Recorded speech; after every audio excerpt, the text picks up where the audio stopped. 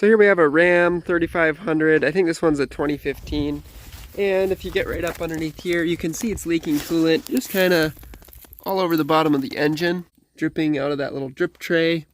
Primarily on the front side of the engine. Now the water pump on this thing, I'm already confident is actually the problem. So with these water pumps, when you have the water pump actually failing and you can't really see that it's like visibly wobbling or like able to move in and out or loose, making bad noise, whatever, something like that. It might still be leaking, but it's not going to drip out of that shaft because these actually have a weep hole machined into the housing so that it will drip down the face of the engine and not get on your serpentine belt whenever it does fail.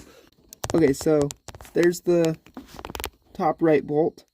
Not by that bolt, but by the other bolt. So there you can see the other bolt. So the coolant is coming from right behind there. So I'm fairly confident it is coming from that weep hole in the water pump assembly. See how there's some green coolant right there? So it is a bad water pump. We will want to get a new water pump ordered and then actually replace that. Here's one more look at that water pump from above. You can see how the housing is like damp from the coolant. So if you're leaking there, it is most likely your water pump and it needs to be replaced.